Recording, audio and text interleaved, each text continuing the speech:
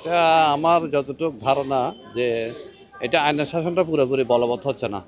এখন যারা দেশ চালাচ্ছেন, যে তত্ত্বাবধায়ক সরকার বা আমরা ইন্টেরিয়র গভর্নমেন্ট যাই বলি, তারা পুরোপুরি কার্যকরভাবে দেশটাকে পরিচালনা করার জন্য মানে ব্যর্থতার পরিচয় দিচ্ছে। এই যার কারণে আর পতিত স্বৈরাচার উপরে যেভাবে তাদেরকে আপনার এই যে কন্ট্রোলে আনার কথা, ঠিক এইভাবে কন্ট্রোলে আনতে পারতেছে না, বা যে এই জাতীয় দুর্বলতা নিশ্চয়ই ওনাদের আছে, যার কারণে তারা এভাবে রাষ্ট্রটা এভাবে কাজ করতেছে না। কেউ যদি কারোর প্রতি কোনো ক্ষোভ প্রকাশ করে, তো সেটা তো এভাবে প্রকাশ না, মানে এভাবে প্রকাশ করবে এটার আমি পক্ষে না। যদি কোনো ক্ষোভ প্রকাশ করে, আর আমি বুঝি যে এই যে পরিবর্তন সবাইকে হইতে হবে।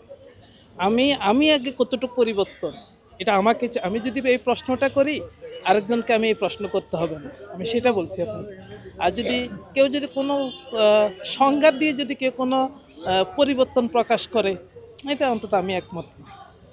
আমি সংঘাত নয়, আমরা সমন্বয় চাই, আন্তরিকতা চাই, আর সমাধানের পথ খুঁজে বাইর করি। আমরা বাংলাদেশের স্বাধীন দেশ, সবাই শান্তিতে থাকতে চাই, ভালো থাকতে চাই।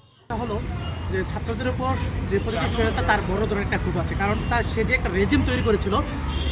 আমরা দেখেছি বাংলাদেশের যে বিভিন্ন রাজনৈতিক দলগুলো, তারা সরকার কিছু করতে পারেনি সেটা, কিন্তু তার যে স্বপ্নের যে একটা বাংলাদেশ ছিল, স্বপ্নের বাংলাদেশ বলতে সে নিজের মতো করে যেটা সাজিয়ে নিয়েছিল, তার যে স্বৈরাচার শাসনটাকে ছাত্ররা বিলুপ্ত করে ফেলেছে, যার ফলে এটা তারা কখনোই মেনে নিতে পারে নাই। আর বর্তমানে যেহেতু প্রতিটি সরকার আমরা জানি যে সে বাংলাদেশ থেকে বিতাড়িত হলেও সে ভারতের আশ্রয় আছে, আর ভারতের আশ্রয় থেকে সে বর্তমানে আবার নতুন করে দেশটাকে স্থিতিশীল করার চেষ্টা করতেছে। হ্যাঁ, আসলে আমি গাজীপুরে যে সদ্য যে একটা ছাত্রদের উপর অতর্কিত এবং ওদের কাছ থেকে পরিকল্পিত যেটা হামলা হয়েছে, এটা আমরা সাধারণ জনগণ আমরা যেভাবে উঠছি, এটা কিন্তু তাৎক্ষণিকভাবে হয় না, এটা নিশ্চয়ই একটা পরিকল্পিত।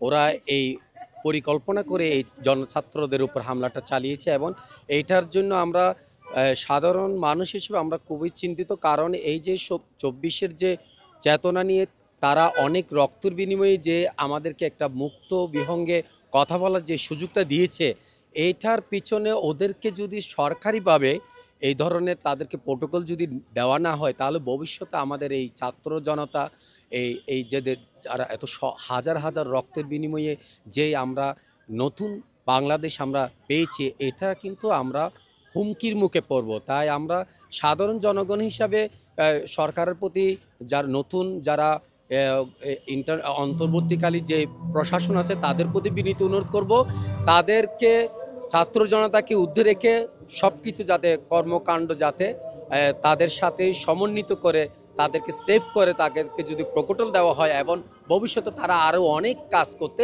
উৎসাহিত হবে, সাহস যোগাবে।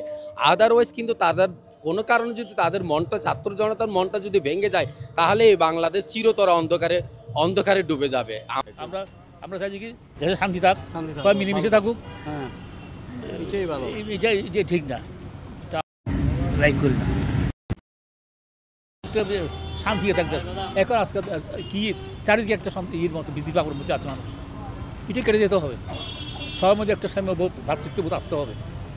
অভিজ্ঞতাও বেশি, শিক্ষা দীক্ষাও বেশি, দায়িত্বও বেশি। এখন